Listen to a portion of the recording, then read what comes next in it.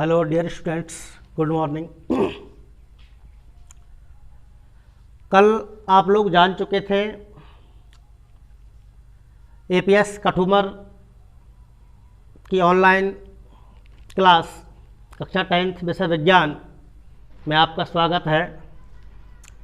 मैं भरत सिंह फौजदार एक बार पुनः इस वीडियो को लेकर के उपस्थित हूँ, लेकिन एक अनुरोध है विद्यार्थियों से। जिस तरीके से वीडियो आप कंटिन्यूटी देख रहे हैं उसके जवाब कमेंट्स में लिख के बताएं, प्रॉब्लम्स क्रिएट करें, पूछें। कल एक क्वेश्चन छोड़ के गए थे आपके लिए। मेंडल ने अपने प्रयोग के लिए मटर के पादप का चयन क्यों किया, किसी और पादप का चयन क्यों नहीं किया? ये क्वेश्चन छोड़ के गए थे कल आपके लिए। और भी कई सारी कॉन्सेप्ट्स क्लियर किए थे आपने कल। मेंडल की सफलता के कारण बताए थे आपको।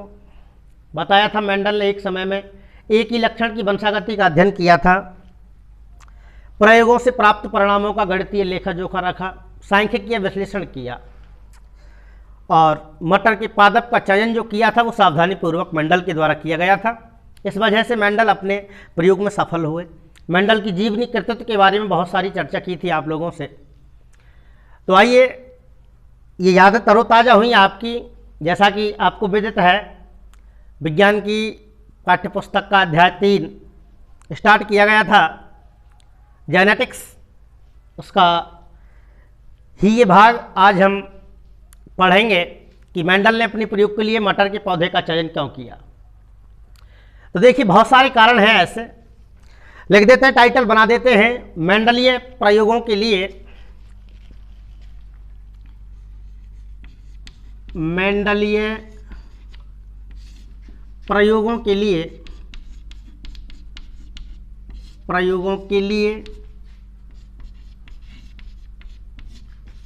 पाइसम सैटाइवम बॉटनिकल नेम है मटर का, लिख दो उद्यान मटर।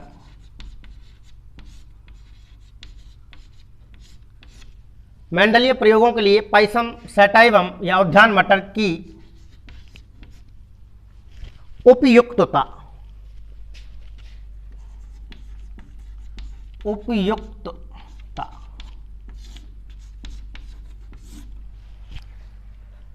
तो क्वेश्चन की भाषा किसी प्रकार से हो सकती है। मेंडलीय प्रयोगों के लिए पाइसम सैटाइवम की उपयुक्तता लिखिए। कोई 4 बिंदु लिखिए जिनकी वजह से मेंडल ने अपने प्रयोग के लिए मटर के पौधे का चयन किया या मटर के पौधे में पाई जाने वाली विशेषताओं का उल्लेख कीजिए जिनके कारण मेंडल ने अपने प्रयोग के लिए मटर के पौधे का चयन किया।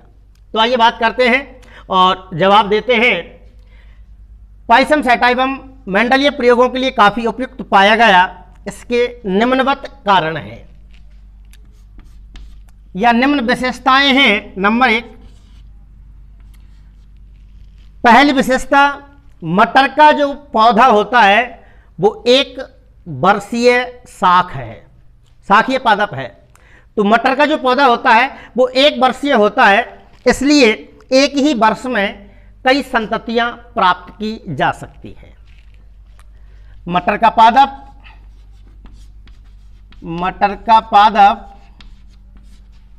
एक वर्षीय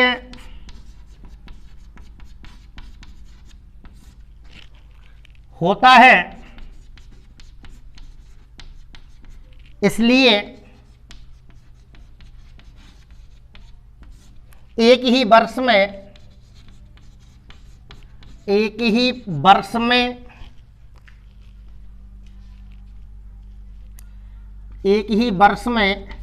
कई संततियों को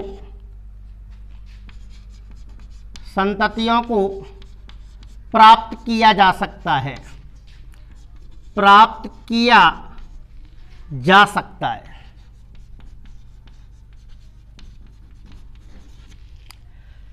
मटर का जो पौधा होता है वो एक वर्षीय शाख होता है। शाख, झाड़ी, वृक्ष ये टाइप्स हैं पौधों के लिए। तो मटर का पादप एक वर्षीय होता है, इसलिए एक ही वर्ष में कई संततियों का पीढ़ियों को प्राप्त किया जा सकता है, अध्ययन किया जा सकता है। नंबर सेकंड, मटर का पादप आकार में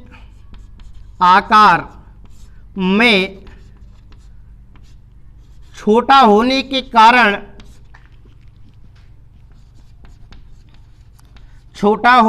कारण कम स्थान पर, मटर का पादप आकार में छोटा होने के कारण कम स्थान पर अधिक मात्रा में उगाए जा सकते हैं।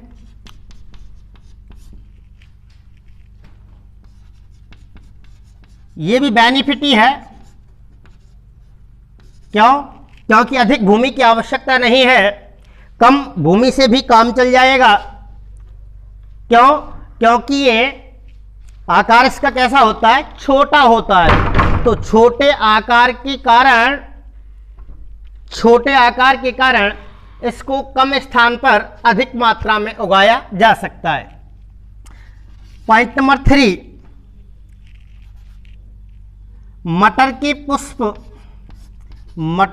पुष्प बड़े व द्विलिंगी होते हैं,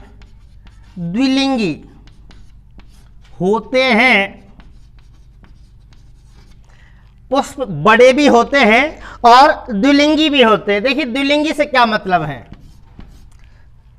पुष्पों के दो प्रकार होते हैं, जैसा कि 9th क्लास में आप पढ़ के आए हैं और प्रकार बताए थे हमने आपको 9th क्लास में कौन कौन से, एक लिंगी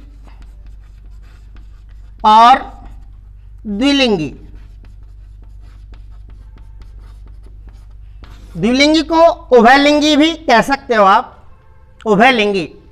तो देखिए वे पुष्प जिनमें नर जननांग, ये आपको पता होना चाहिए और पता है, 9th क्लास में पढ़ के आए हैं आप कि जो पुष्प होते हैं उनमें पुंकेसर जो होता है वो नर जननांग का काम करता है और स्त्री केसर जो होता है वो मादा जननांग का काम करता है। तो वे पुष्प जो जिनमें नर जननांग पुंकेसर अथवा स्त्री जननांग मादा या मादा जननांग स्त्री केसर दोनों में से कोई एक अंग उपस्थित होता है या एक भाग उपस्थित होता है, तो ऐसे पुष्पों को क्या कहते हैं बच्चों? एक लिंगी कहते हैं। क्या कहते हैं? एक लिंगी कहते हैं। और वे पुष्प जो या जिनमें नर जननांग पुंकेसर और मादा जननांग स्त्री केसर दोनों ही पाए जाते हैं, तो ऐसे पुष्पों को क्या कहेंगे अपन? द्विलिंगी पुष्प कहेंगे। क्या कहेंगे? द्विलिंगी पुष्प कहेंगे। यहाँ से पपीता और तरबूज एग्जाम्पल कर सकते हो, यहाँ से सरसों है, आपका गुड़हल है, इनमें ये द्विलिंगी हैं। तो वे पुष्प जिनमें एक जननांग पाया जाता है वो एक लिंगी कहलाते हैं और जिनमें दोनों ही जननांग उपस्थित होते हैं वो क्या कहलाते हैं? द्विलिंगी पुष्प कहलाते हैं। तो जैसे मटर के पुष्प जो होते हैं वो बड़े भी होते हैं और द्विलिंगी भी होते हैं। मटर के पुष्पों में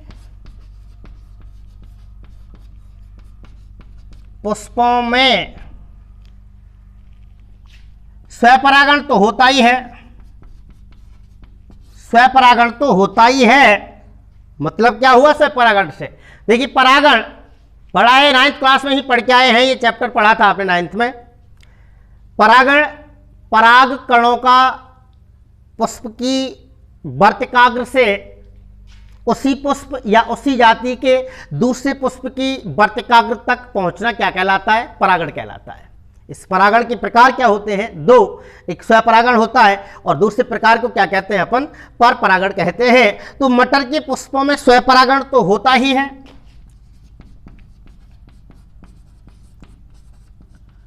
लेकिन आवश्यकता पड़ने पर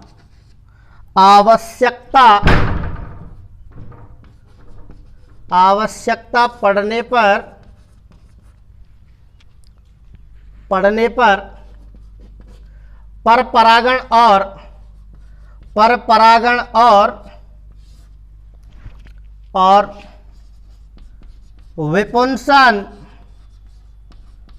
विपुंसन सफलतापूर्वक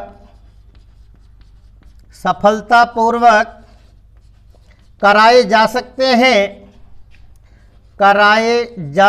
हैं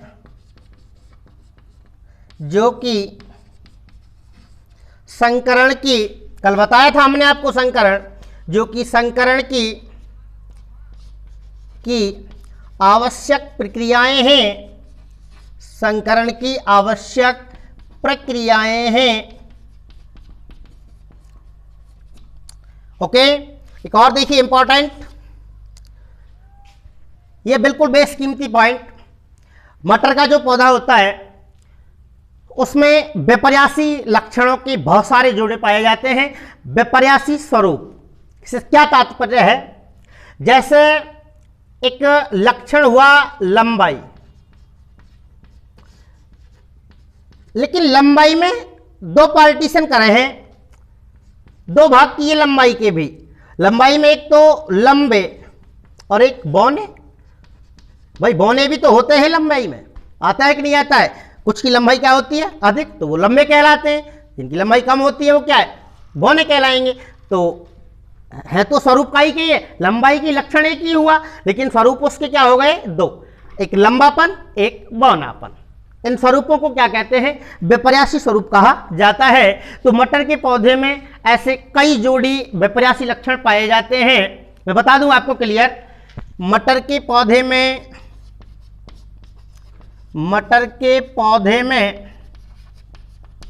34 जोड़ी विपर्यासी लक्षणों के जोड़े पाए जाते हैं। लेकिन सस्पेंस है यहाँ, एक लोगों का मानना है कि मटर के पौधे में 7 जोड़ी विपर्यासी लक्षण पाए जाते हैं, जो कि अनुचित है। लक्षण तो 34 जोड़ी पाए जाते हैं, 7 लक्षणों का मेंडल के द्वारा अध्ययन किया गया था। जो लक्षण कितने थे, 7। इनमें से इन 34 जोड़ी विपर्यासी लक्षणों में से 7 जोड़ी लक्षणों का मेंडल द्वारा अध्ययन किया गया। इनमें से 7 जोड़ी विपर्यासी लक्षणों का मेंडल द्वारा अध्ययन किया गया।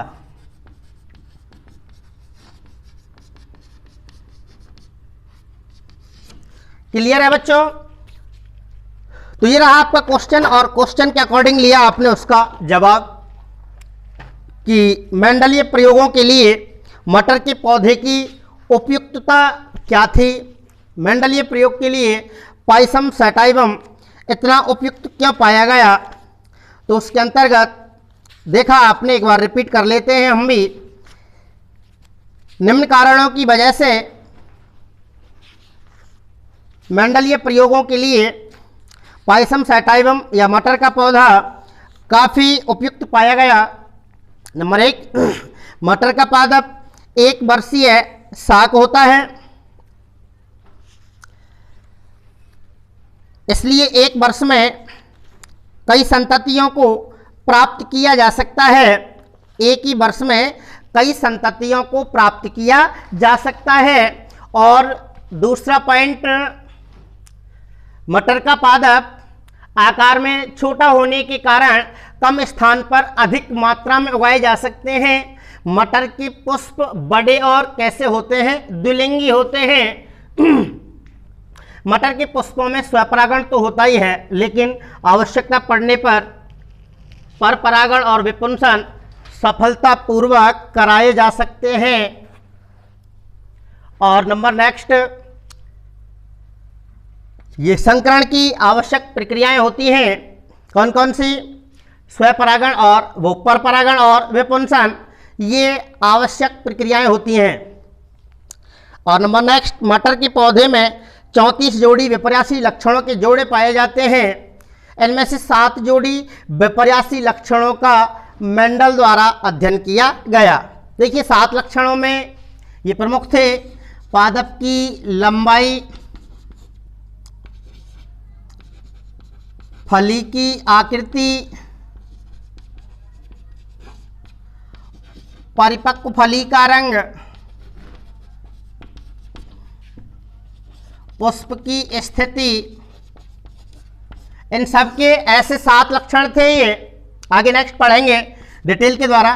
तो पादप की लंबाई है, जैसे फली की आकृति है, परिपक्व फली का रंग है, बीज की आकृति है, पुष्प का रंग है। ये इस तरीके से 7 लक्षण थे। इनका मेंडल द्वारा क्या किया गया था? अध्ययन किया गया था। आइए बात आगे करते हैं।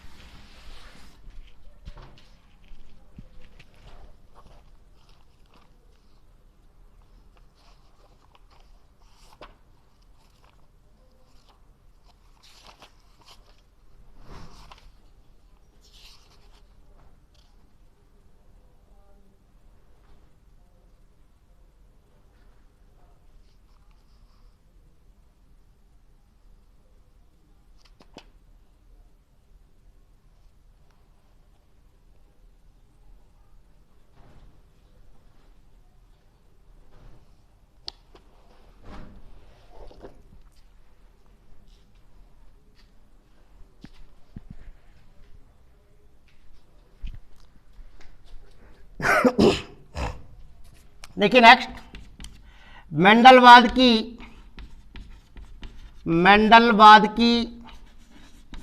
पुनर्खोज।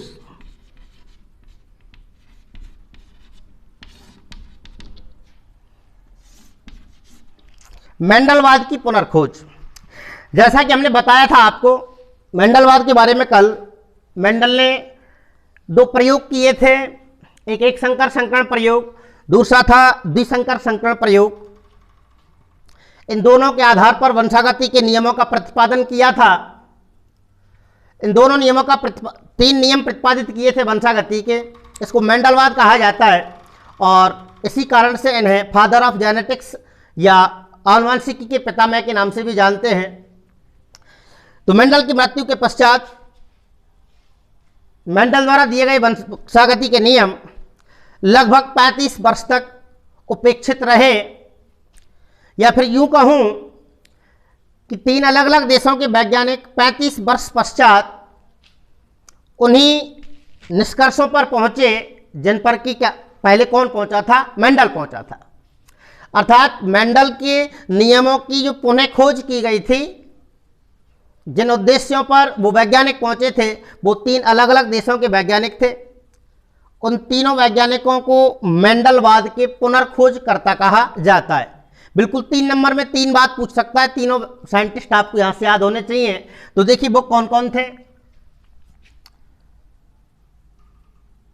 मेंडलवाद की पुनर्खोज में मेंडल के मरने के पश्चात मेंडल द्वारा वंशागति के नियम कुछ वर्षों तक यूं ही उपेक्षित रहे और लगभग 1900 के अबव 3 अलग अलग देशों के वैज्ञानिक, ऑस्ट्रिया के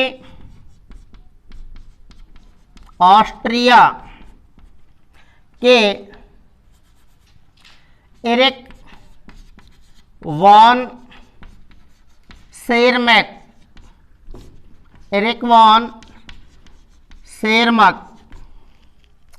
जर्मनी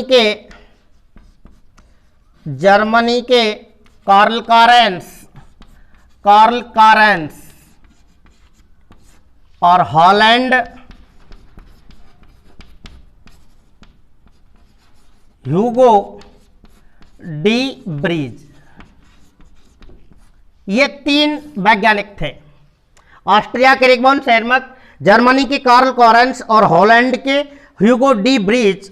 उन्हीं निष्कर्षों पर पहुंचे थे जिन पर 35 वर्ष पहले कभी कौन पहुंचा था, मेंडल पहुंचा था। इसलिए इन तीनों वैज्ञानिकों को मेंडलवाद के पुनर्खोजकर्ता के रूप में जाना जाता है। इस तरीके से मेंडलवाद की क्या हुई, पुनर्खोज किन किन के द्वारा की गई है? ऑस्ट्रिया के एरिक वॉन शेरमक, जर्मनी के कौन थे, कार्ल कॉरेंस, हॉलैंड के कौन थे, ह्यूगो डी ब्रीज।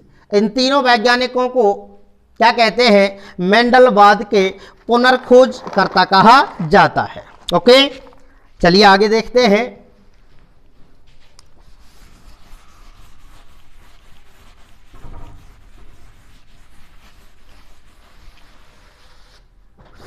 इसके बाद में मेंडलीय जो नियम थे उनको देख लेते हैं, कौन कौन से नियमों का इसके द्वारा प्रतिपादन किया गया था। तो जैसा कि मैं आपसे अभी चर्चा कर रहा था, मेंडल के द्वारा प्रमुख रूप से 2 प्रयोग किए गए थे। कितने प्रयोग किए गए थे बच्चों? 2। पहला जो प्रयोग था वो एक संकर संकरण प्रयोग था। संकरण हम पिछली क्लास में डिस्कस कर चुके हैं आपसे। 2 भिन्न प्रजातियों के मध्य कम से कम एक गुण का अंतर रखते हुए वांछित गुणों वाली संतति प्राप्त करना क्या कहलाता है बेटा? संकरण कहलाता है। क्या कहेंगे इसको? संकरण कहेंगे। तो ये बात अपन कल कर चुके थे।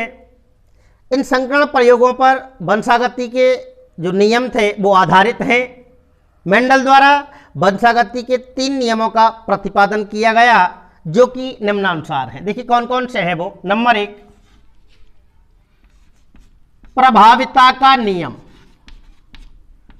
प्रभाविता का नियम, प्रभाविता का नियम, ये पहला नियम है। इसे मेंडल का प्रथम सिद्धांत या वंशागति का प्रथम नियम या प्रभाविता का नियम कहा जाता है। दूसरा जो नियम है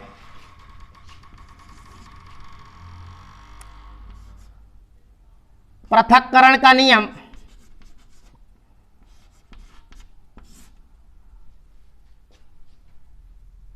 पृथक्करण का नियम, या कह सकते हो आप इसको युग्मकों की शुद्धता का नियम। युग्मकों की शुद्धता का नियम, युग्मकों की शुद्धता का नियम, या फिर कह सकते हैं आप इसे विसंयोजन का नियम। ये हर बात क्लियर कराएंगे जब ये नियम पढ़ेंगे अपन कि ये सारे नाम इसके ऐसे क्यों हैं। पृथक्करण का नियम कहिएगा या युग्मकों की शुद्धता का नियम कहें या फिर विसंयोजन का नियम कह सकते हैं। विसंयोजन का नियम या फिर मेंडल की वंशागति का द्वितीय सिद्धांत। मेंडल की वंशागति का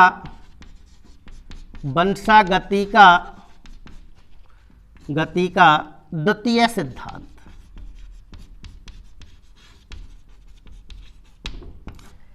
तो इन नामों से मेंडल की वंशागति के द्वितीय नियम को क्या करते हैं अपन?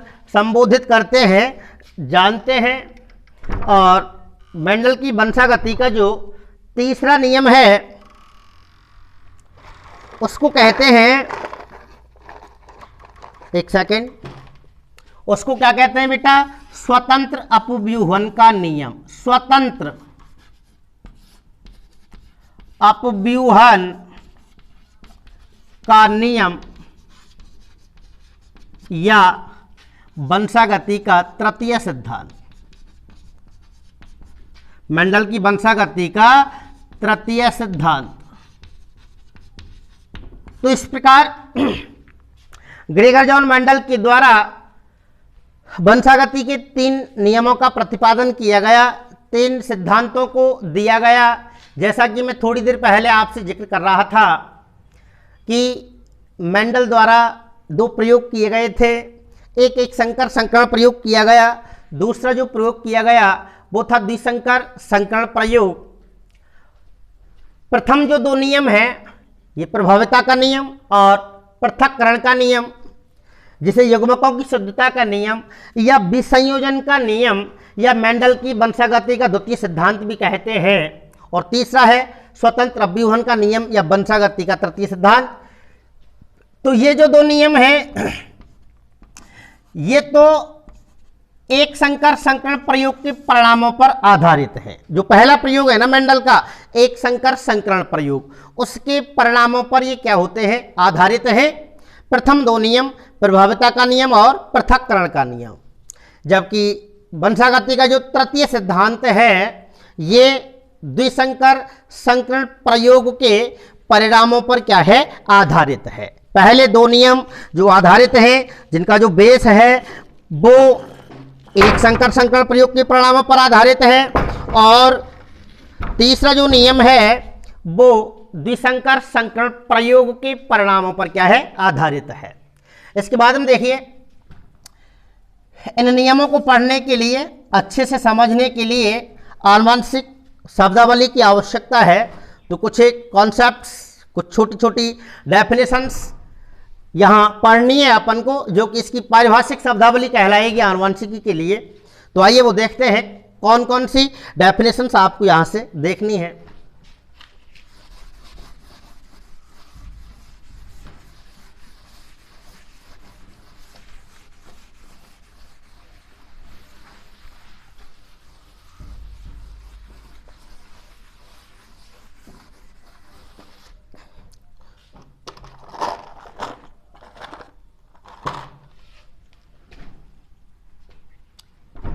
Number 1 gene.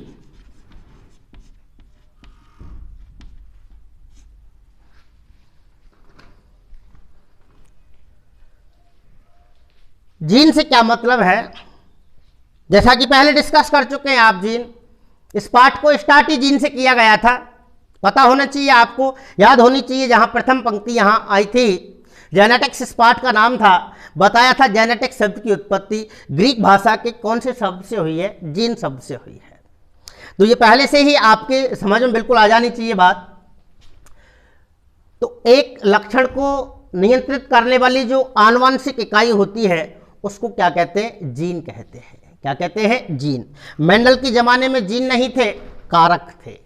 तो लक्षण को नियंत्रित करने वाली जो इकाई होती है या जो कारक होता है ना, उस कारक को अब क्या कहते हैं, हम जीन कहते हैं। या फिर एक और डेफिनेशन बिल्कुल हटके थोड़ी सी लिख देता हूं मैं दोनों चीजों को। लक्षण को नियंत्रित करने वाली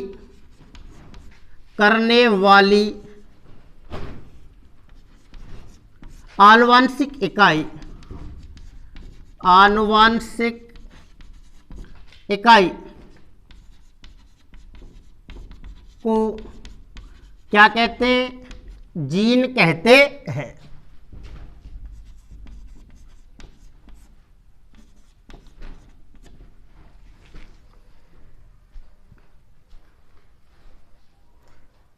क्या लिखा, लक्षण को नियंत्रित करने वाली आनुवंशिक इकाई को क्या कहते हैं, जीन कहते हैं।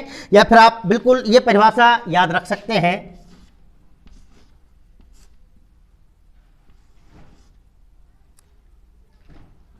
डीएनए के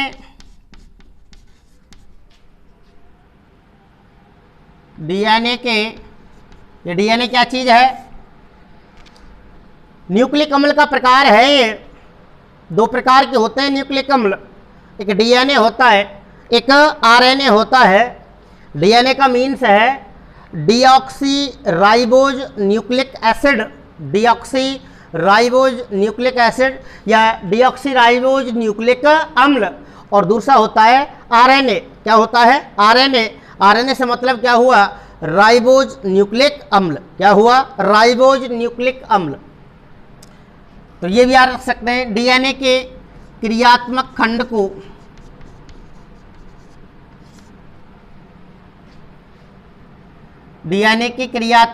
को क्या कहते हैं, जीन कहते हैं। क्या कहते हैं बेटा, जीन।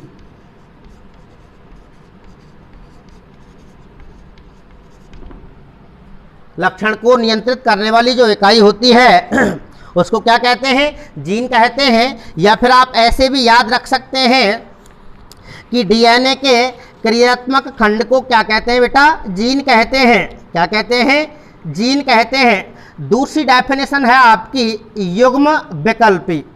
क्या है? युग्म विकल्पी। तो देखिए युग्म विकल्पी में क्या लिखेंगे आप? एक ही लक्षण को एक ही लक्षण को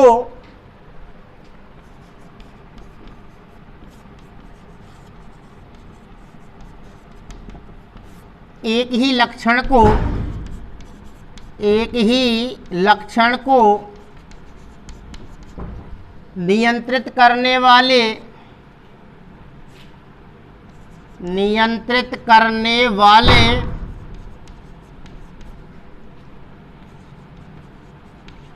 विपर्यासी स्वरूपों को विपर्यासी जैसा कि पहले टच किया है आपने, क्या बताया विपर्यासी के लिए? एक ही लक्षण के दो विपरीत स्वरूप।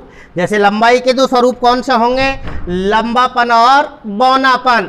तो एक ही लक्षण को नियंत्रित करने वाले विपर्यासी स्वरूपों को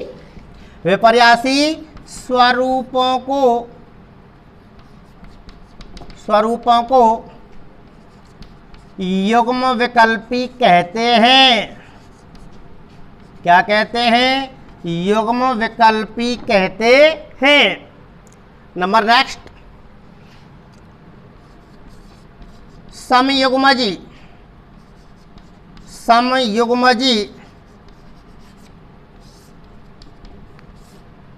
देखिए समयुग्मजी से क्या मतलब है? जब किसी लक्षण को नियंत्रित करने वाले विपर्यासी स्वरूपों के दोनों जीन कैसे हों? एक जैसे हों, समान हो तो उनको क्या कहेंगे? समयुग्मजी। जैसे लंबेपन को व्यक्त करने के लिए अपन capital T and small T use करते हैं। ये लंबापन है, ये बौनापन है, तो ये दोनों समान है कि नहीं? ये भी कैपिटल टी है, ये भी कैपिटल टी है, तो इसको क्या कहेंगे? समयुग्मजी कहेंगे। क्या कहेंगे? समयुग्मजी। और ये भी दोनों कैसे हैं? समान है, ये स्मॉल टी है, ये भी स्मॉल टी है, तो ये भी कैसे कहलाएंगे बेटा? समयुग्मजी कहलाएंगे। तो दोनों जीन कैसे हो? समान हो, तो उनको क्या कहेंगे? समयुग्मजी। और यदि ये डिफरेंट हों, अलग अलग हों, तो क्या कहेंगे? विषम युग्मजी। क्या कहेंगे? विषम युग्मजी। क्या कहेंगे? विषम युग्मजी। जैसे capital T and small T, देखो दोनों अलग अलग हो गए, इसमें एक लंबा हो गया और एक क्या हो गया? बौना हो गया, तो ये दोनों भिन्न भिन्न हैं, असमान हैं, इसलिए इनको क्या कहेंगे? विषम युग्मजी कहते हैं। क्या कहते हैं? विषम युग्मजी कहते हैं। देखिए नेक्स्ट अगली डेफिनेशन,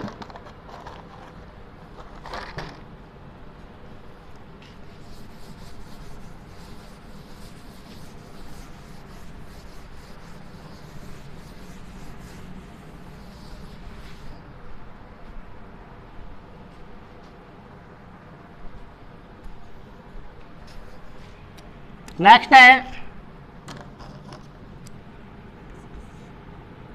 प्रभावी लक्षण। अगली डेफिनेशन है प्रभावी लक्षण।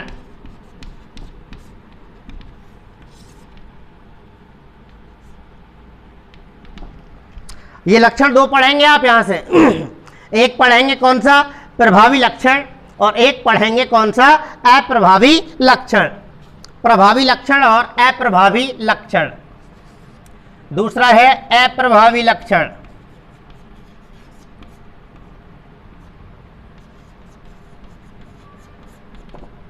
देखो क्या मतलब है प्रभावी लक्षण से?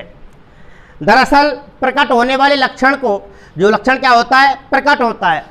अभिव्यक्त जो लक्षण होता है, ऐसे लक्षण को क्या कहेंगे? प्रभावी कहेंगे। और जो प्रकट नहीं होता है, अर्थात जिसको रोक लिया जाता है, दबा दिया जाता है, वो क्या कहलाता है? अप्रभावी लक्षण कहलाता है। जैसे एक मटर का फील्ड मान के चलिए, ये ऐसे है ना। अब इस फील्ड में अपन ने क्या बोई है? मटर बोई है। ये निश्चित है कि सारी की सारी मटर कैसी होगी?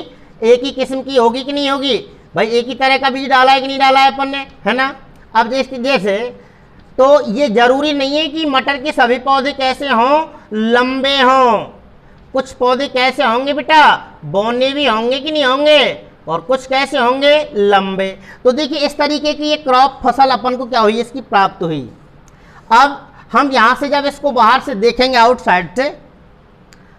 आउटसाइड से देखने पर ये जो छोटे छोटे पौधे हैं ना मटर के, क्या ये आपको दिख पाएंगे, क्या बोलिएगा, नहीं देख पाएंगे ना। तो इन छोटे छोटे पौधों को किसने ढक लिया, इन बड़े बड़े पौधों ने ढक लिया। बोलो ढक लिया नहीं ढक लिया। तो लंबापन, ये जो लंबापन वाला लक्षण था यही तो प्रकट हुआ है कि नहीं हुआ है, और इसको किसने क्या है, छुपा लिया है, छुपा दिया, अर्थात इसको क्या है, प्रकट होने से रोक लिया। बोलो बात समझ में आ गई कि नहीं आ गई, क्लियर है भाई। तो देखिए प्रभावी लक्षण क्या कहना है,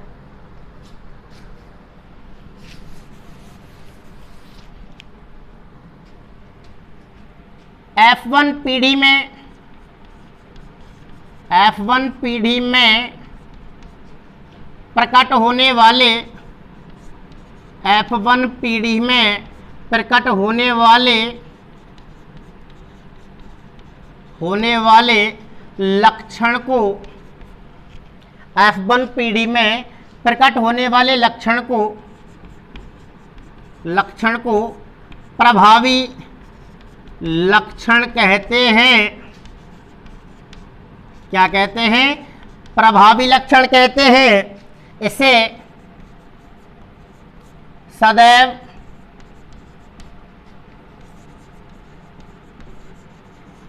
कैपिटल लेटर से व्यक्त करते हैं। जैसे क्या लिख सकते हैं, कैपिटल टी, लंबापन को व्यक्त कर दिया कि नहीं कर दिया, गोल, कैपिटल आर, बोलो बन गया कि नहीं बन गया। इसे सदैव कैपिटल लेटर से व्यक्त किया जाना है। और अप्रभावी में क्या लिखेंगे आप, जो लक्षण F1 पीढ़ी में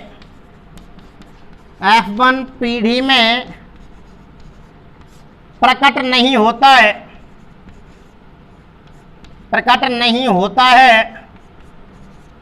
जो लक्षण F1 पीढ़ी में प्रकट नहीं होता है, अप्रभावी लक्षण कहलाता है। कौन सा लक्षण कहलाता है बेटा, अप्रभावी लक्षण कहलाता है। इसे सदैव, जैसा वहां मैंने बताया है कि कैपिटल लेटर से इसे क्या करते हैं, व्यक्त करते हैं।